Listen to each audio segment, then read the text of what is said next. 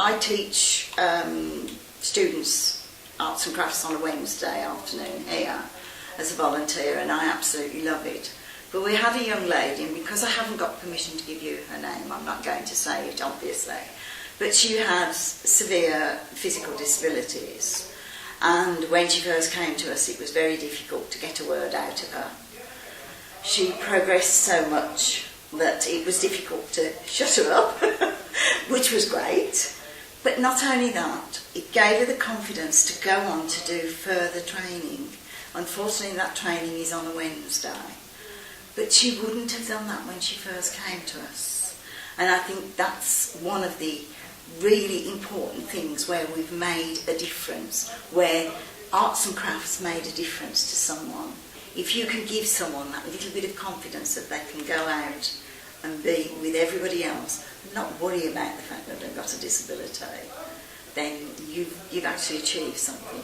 When we get people who have hearing impairments, that we know, we can find out what dates they're going to be, that if there's a theatre production they want to go and see, we can find out when that production is sign assisted, because we get a lot of those now in Birmingham. In fact, I was at the Calendar Girls sign assisted programme just a few weeks ago at the Hippodrome, and it was absolutely amazing. And so you're giving everybody the same opportunity to enjoy culture, and that's very important, because I can't explain, when I've been to the theatre, I come out and feel on top of the world. I've had something that's really made me feel I've had enjoyment, that I've been able to sit there and be part of everybody else's enjoyment and have the same opportunities. And I think that's the word, isn't it? Opportunities. Can I say that I've got friends who've been up from London and they didn't realise exactly what we've got to offer, and they now come on a regular basis because they think it is so wonderful.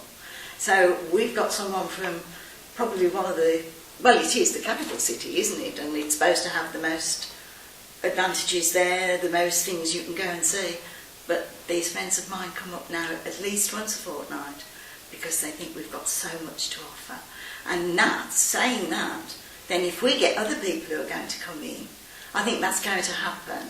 And I think it's not only just for the City of Culture, but I think it's a very great advantage for the City of Birmingham, for the residents, for employees, and let's not forget the commercial sector, so everybody is going to benefit.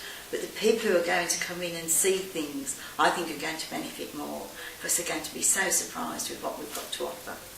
We've got so many different areas, and I can just mention a few: Aston Hall, Blakesley Hall, Sayre Hall Mill, and I can't remember the man's name whose folly it is, but that again, they're just tiny little fragments of what we've actually got to offer that doesn't have to cost a lot.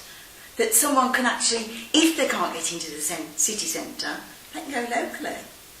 And I think that's something that we've got to be very proud of, that we can actually give that inspiration. And because, as we all know, Sayre Hall Mill was an inspiration, because it's where Tolkien devised his books, The Lord of the Rings.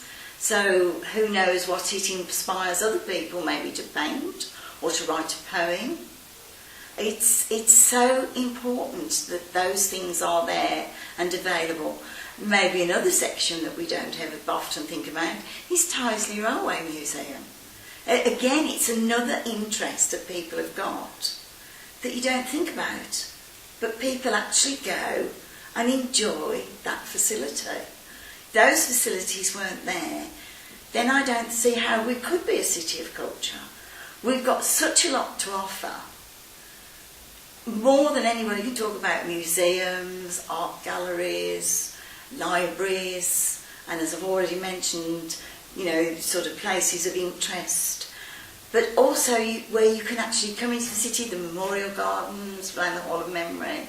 They don't cost anything, but they're there to give people pleasure, and pleasure is what culture is all about.